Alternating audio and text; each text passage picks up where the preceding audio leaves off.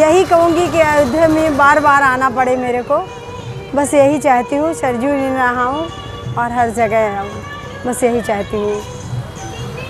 शानदार, जानदार, जबरदस्त सुसामग्री भारत रत्न सुश्री लता मंगेशकर चौक। जी हाँ, ये जो स्टैंड आप देख रहे हैं ये लता मंगेशकर चौराहे पे बना हुआ है। और इधर आप देखिए श्री बजरंगबली रक्षा कर रहे हैं इस चौराहे की और अयोध्या वासियों की। श्री राम और श्री प्रभु लक्ष्मण जी को अपने कंधों पर विराजमान किए श्री बजरंगबली इसी चौराहे पे स्थित हैं। चौराहे की सबसे बड़ी खूबसूरती ये जो लता मंगेशकर चौक पर ये बीड़ा लगाई गई है इसके कारण है। बीड़ा आपको बताते चलें 41 फीट लंबी है और 14 टन इस बीड़ा का वजन है। बहुत ही खूबसूरत एक छोटा सा पार्क और वहाँ लोगों के बैठने की व्यवस्था और मतलब अंदर आकर के लोग अच्छे से सेल्फी ले पाएं, बढ़िया से जो है बीड़ा के साथ अपना समय व्यतीत कर पाएं, इसकी पूरी व्यवस्था इस चौराहे पर की गई है। लता मंगेशकर चौराहा नए घाट, ये नया घाट चौराहा है जो अब सुश्री लता मंगेशकर चौराहा के नाम से जाना जाएगा। प्राचीन मंदिरों के दर्शन के क्रम में आज हम बिल्कुल नवीन, अभी जल्द ही इसका उद्घाटन हुआ है और ये चूंकि अयोध्या का आकर्षण का बहुत बड़ा केंद्र होगा इसलिए हमने सोचा कि आप लोगों को ये दिखाते चलें। 41 फीट लंबी इस बीड़ा को आप यूं देखें, यहां से व्यू देखेंगे तो लगेगा कि आसमान को छूता हुआ नजर आ रहा है। हमने चारों तरफ से इसके व्यू आपको दिखाने का प्रयास किया है। श्री मुख्यमंत्री योगी आदित्यनाथ जी ने इस बीड़ा का या इस यूं कहें इस चौक का उद्घाटन किए हैं और माननीय प्रधानमंत्री जी भी वर्चुअल इस उद्घाटन समारोह में शामिल थे। अयोध्या के केंद्र बिंदु में नया घाट चौराहा जो पुराने पुल से, जो पुराना पुल था गोंडा के लिए जाते थे, नवाबगंज गोंडा के लिए, इसी के पीछे पुराना पुल है और सरयू माता स्थित हैं और तुलसी घाट जो है इसी के जस्ट पीछे स्थित है। यहाँ से होकर के राम जन्मभूमि हाईवे और सारे जगह का रास्ता यहीं से है। तो ये चौराहा मुख्य केंद्र बिंदु के रूप में है और इसलिए इसको करीब 8 करोड़ की लागत से इस चौराहे का निर्माण हुआ है और बहुत ही शानदार ये चौराहा जो है दिखाई दे रहा है। सुश्री लता मंगेशकर जी के नाम से इस चौराहे का नामकरण हुआ है। उनकी यादों में ये बीड़ा लगाई गई है। 20 भाषाओं में 30,000 से ज्यादा गाने सुश्री लता मंगेशकर जी ने गाए थे और 28 सितंबर 1929 को इंदौर मध्य प्रदेश में वो पैदा हुई थी और पूरे देश में, पूरी दुनिया में उन्होंने अपना नाम रोशन किया। उनके पिताजी दीनानाथ मंगेशकर वो रंगमंचीय गायक थे और उनकी 3 बहनें और थीं। 5 साल की उम्र में सुश्री लता मंगेशकर जी ने आशा, उषा और मीना अपनी तीनों बहनों के साथ संगीत सीखना शुरू किया था। 5 साल की उम्र में उन्होंने अभिनय की भी शुरुआत किया था। 1942 में जब वो 13 साल की थी उनके पिताजी का निधन हो गया। उनके निधन के बाद घर चलाने का संकट आन पड़ा। लता मंगेशकर जी चारों बहनों में सबसे बड़ी थी, इसलिए पूरे घर की जिम्मेदारी इनके ऊपर आ गई और इन्होंने अपना घर चलाने के लिए अभिनय करना चालू कर दिया। हालांकि लता मंगेशकर जी को अभिनय बहुत ज़्यादा पसंद नहीं था, लेकिन फिर भी उनको आर्थिक स्थिति के कारण उनको अभिनय करना पड़ा और कई मराठी और हिंदी फिल्मों में उन्होंने अभिनय किया। 1948 में जिस समय लता जी पार्श्व गायकी में आईं, उस समय अमीर बाई, शमशाद बेगम और राजकुमारी जैसी गायिकाओं की तूती बोला करती थी। उनके सामने टिक पाना और उनके सामने किसी नए के लिए उभरना बहुत बड़ा चैलेंज था, लेकिन लता जी का आत्मविश्वास इतना मजबूत था कि वो लगातार कोशिश करती रहीं और 1949 में महल फिल्म में इनको ब्रेक मिला। मधुबाला जी इसमें अभिनेत्री थीं और प्रथम गीत इनका जो रिलीज हुआ था हिंदी में वो था आएगा आने वाला।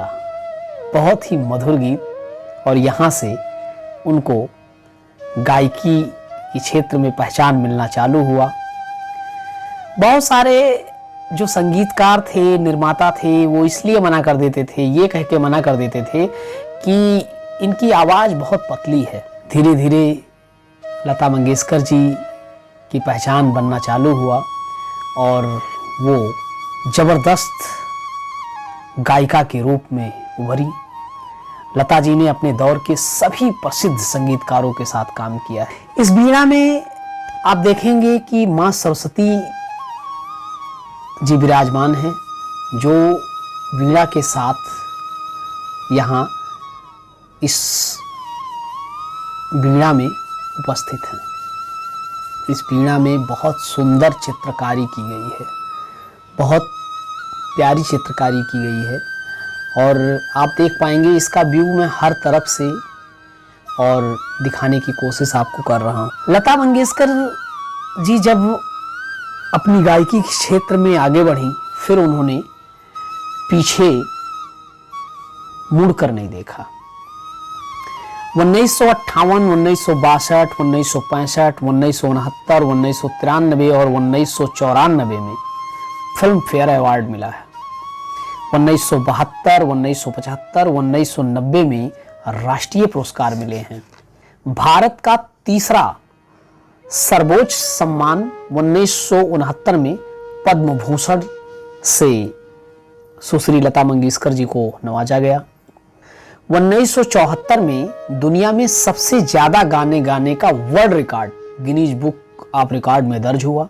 1989 में दादा साहब फाल्के पुरस्कार मिला। 1993 में film fair life time achievement पुरस्कार से सम्मानित किया गया।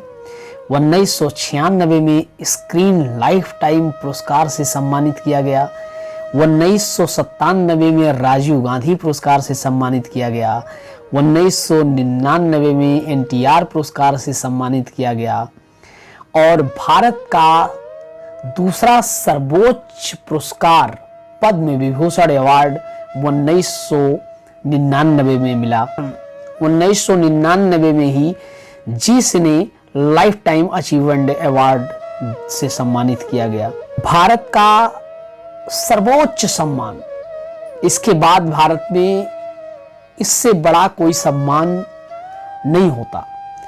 भारत का सर्वोच्च सम्मान भारत रत्न से 2001 में सुश्री लता मंगेशकर जी को नवाजा गया, जो हम सभी भारतीयों के लिए गर्व की बात है। 6 फरवरी 2022 को इस दुनिया को अलविदा कह के स्वर्गलोक की शोभा बढ़ाने के लिए सुश्री लता मंगेशकर जी यहाँ से परलोक के लिए चली गईं और सभी के आंखों में आंसू छोड़ गईं, लेकिन उनके गाए हुए ये हजारों गीत हमेशा इस चौराहे पर बचते रहेंगे। ऐसी व्यवस्था यहाँ पर की गई है कि इस चौराहे पे जब भी आप आएंगे तो आपको लता मंगेशकर के होने का एहसास हो आएगा।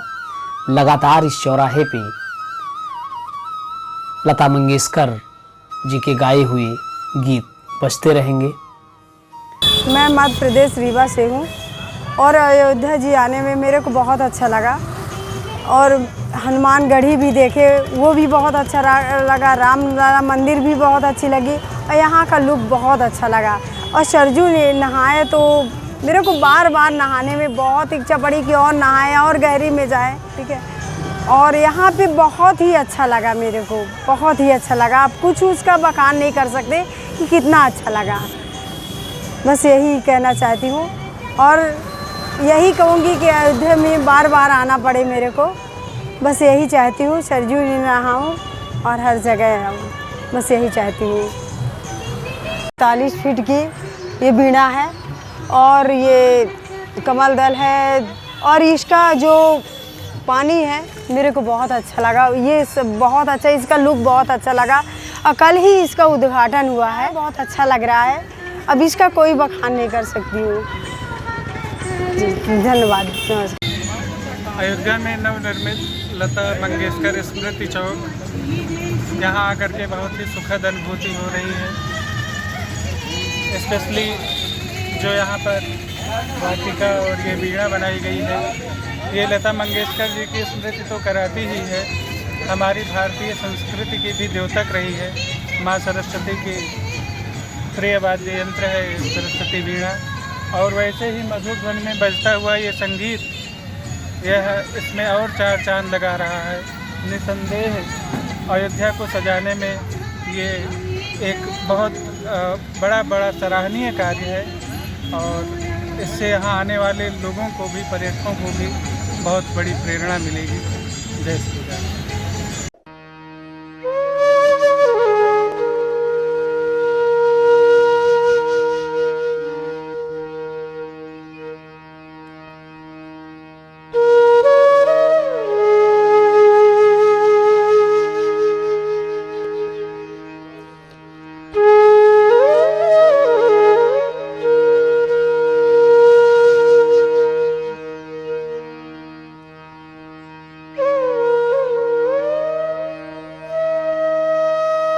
ऐसे ही शानदार वीडियो देखने के लिए हमारे चैनल को सब्सक्राइब करें, लाइक करें और शेयर करें। आप सभी का धन्यवाद, प्रणाम।